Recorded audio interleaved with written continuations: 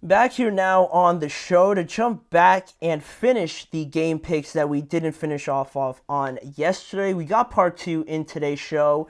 It works out better timing wise. I feel like I rush when I try to get everything crammed in. So we're gonna get to part two today and talk about the remaining games. We got some interesting games in this later slate that I have on here. So to bring it up to you guys and show you what I'm talking about, we got it all up here on your screen. You can see the remaining six matchups, and one of the most entertaining ones, obviously in the bottom right corner, the Chiefs taking on the 49ers. We'll get to that, but we're going to start on the opposite side there with the Seahawks and the Falcons. The Falcons on a 3-game winning streak, while the Seahawks on a 3-game losing streak. Both of these teams coming in and trending in opposite directions, right? The Seahawks have lost their last 3 games by giving up at least 29 or more points to the 49ers, to the Giants, and to the Detroit Lions over their last 3 weeks.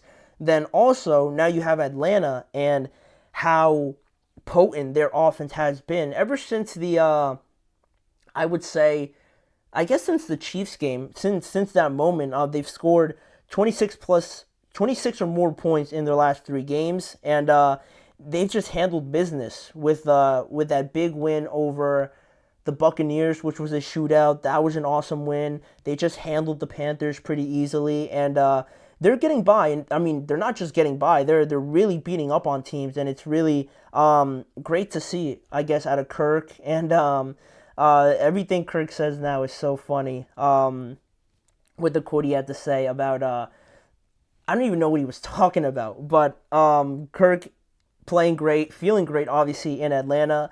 That's great to see. Drake London's really coming up and blossoming into a great receiver. And the Seahawks' biggest problem on the other side has been the turnovers recently.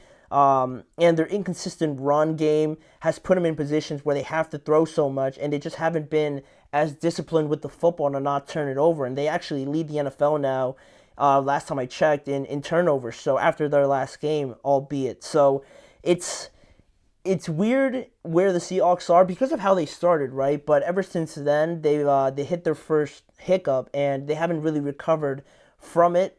And hopefully now after 3 games, they could at least be a bit more responsible with the football and not just give the game away. And this will be a good test against them, but it's not enough for me. I'm not convinced enough by the Seahawks to pick them, especially on the road. I think Atlanta, they're just playing really clean football on both sides. Kirk can do no wrong. He's saying all the right things. Everyone's feeling great about Kirk in Atlanta.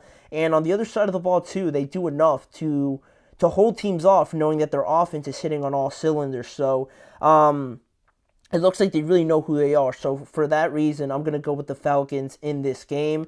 Then the second AFC North game of the year so far, the Bengals have played in both of them. And this time, I think it's fair to say they have a lot easier challenge, right, against the Cleveland Browns.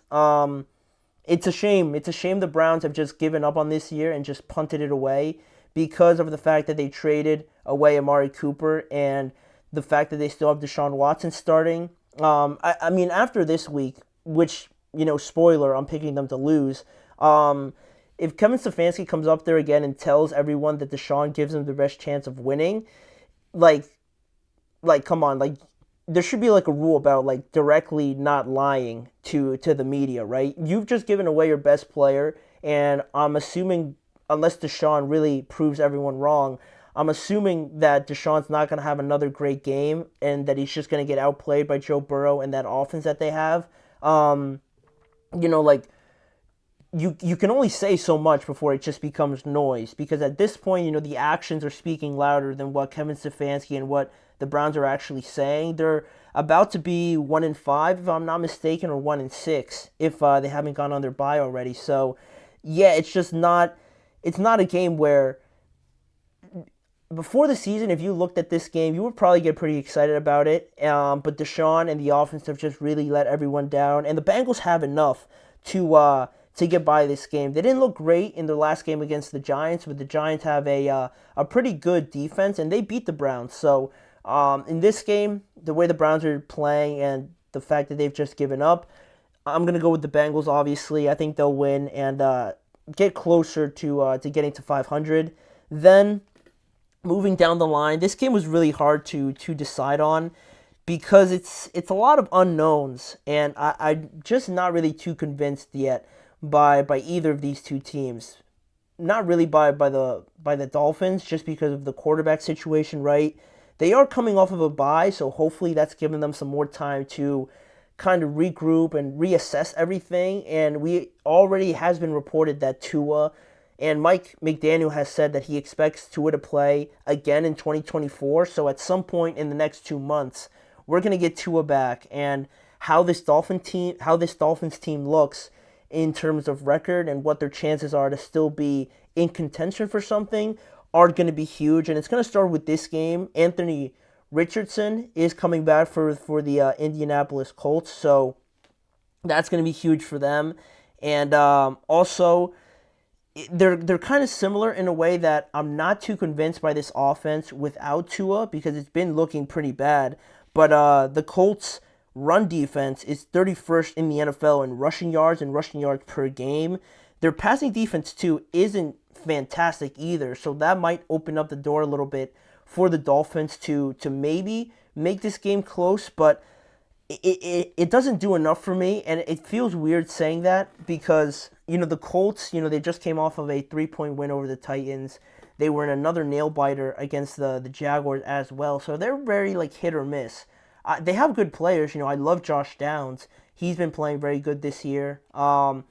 Richardson, he's been in, but he's gotten hurt, and the performances where he has played haven't been too convincing. Joe Flacco comes in there, and he throws the heck out of that ball. So he's going to be the starter, obviously, Richardson going forward, but it hasn't looked completely clean to the level of Joe Flacco. And he's still young, but I feel like he does need to put out some more convincing performances going forward. But with that being the case, with everything being so even, I think I'm still gonna go with the Colts, and they just have Shane Steichen, and I think it's so important that we mention the play callers, the scheme wizards, if you will, for some of these teams where it might be close in terms of personnel, quarterback situations, records, and whatnot, but looking at guys like Kevin O'Connell, like Sean McVay, like the job even Cliff Kingsbury is doing in Washington,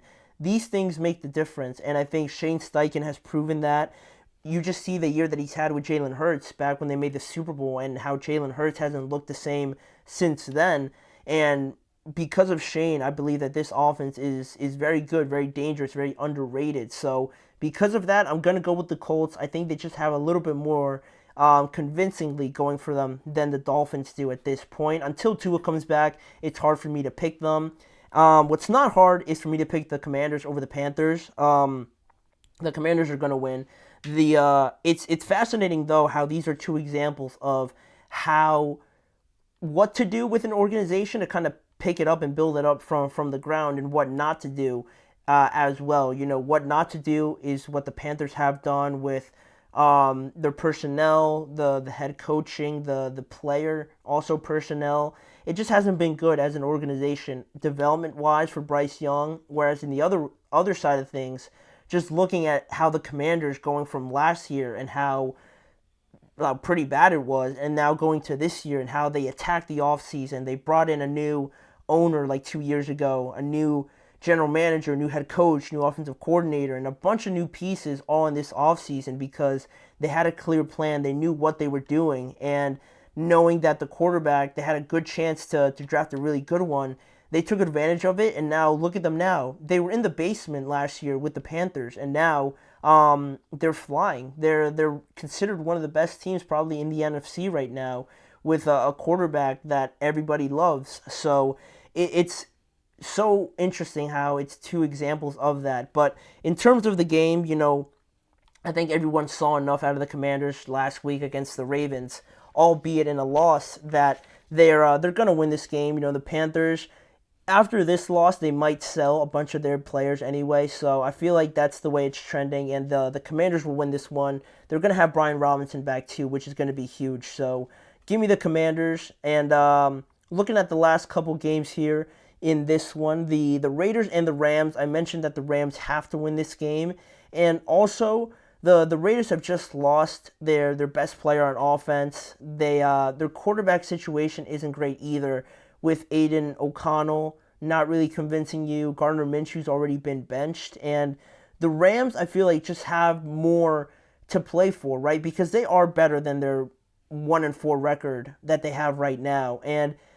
my biggest fear with the Rams, because they are so good and they have good players, is the fact that their record is just too much to overcome, and they have to basically throw away a season where Matthew Stafford isn't getting any younger, obviously. You can't afford to lose a year just for free like that with a guy like that as your quarterback. And that's the last thing they need to do because of how good they are. I like their defense a lot too, with Braden Fisk and Jared Verse playing very well. Kobe Turner, again from last year, playing very well.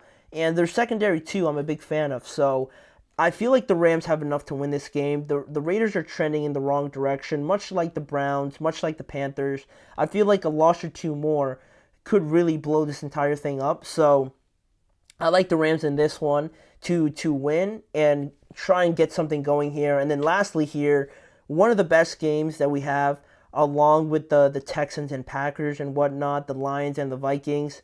This one is right up there. This one's America's Game of the Week, and this one I believe is going to be on Fox with Tom Brady, and it's a Super Bowl rematch from last year. So with me, I didn't really focus too much on who's playing and like the personnel of it. It just comes down to a point where the 49ers have to just, say like enough is enough. At some point, this 49ers team has to beat this Chiefs team because we have them in a conversation where both of these teams are on equal playing grounds, right? They're on the same level of elite. But if the 49ers can't even beat this Chiefs team with no Hollywood, with no Pacheco, with no Rashee Rice, they're still a good team. They're undefeated for a reason, but this 49ers team is right there with them. If anyone's going to beat them, it's going to be a team like the 49ers. And if the 49ers truly want to obviously get something going, because I believe they're 3-3 or something like that, taking another loss would stink. But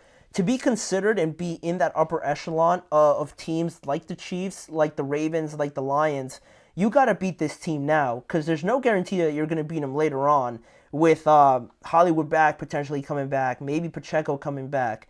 You got to beat them right now when you at least can, or at least have a fighting chance to do it when their guys are injured. You're going to be at home also, and I would have second thoughts about the 49ers if they lose this game to the Chiefs. And I know Andy Reid and Patrick are game changers just by themselves, but like, come on, like the 49ers have to beat this team, and I think it would do a lot of great things for them to kind of get over this mental hurdle of being scared every time the Chiefs come in the vicinity of them. They got to beat them. They got to get over this this hurdle that they keep tripping on. So I'm going to go with the 49ers. I'm going to go with them to win. They better win against this Chiefs team, because come the playoffs, a whole different team could show up, honestly, for the Chiefs. So this is their chance to beat them. And I'm going to go with the 49ers here to win in Week 7. And those are all the games now on Sunday. I am excited to see the Monday night doubleheaders come back this upcoming Monday. So we're going to talk about that next week, obviously. But we're going to move on to another topic, talking about the Raiders just now. Their other big star, Max Crosby, could potentially be traded. Based on his comments, right, reading into them, it doesn't feel very reassuring, to say the least. So we're going to get into what Max Crosby had to say recently on the idea of winning right now and not being interested in a rebuild, essentially, which is what the Raiders look like they're trending to. So we're going to discuss that, break it down, and give our thoughts on that when we return in just a few seconds.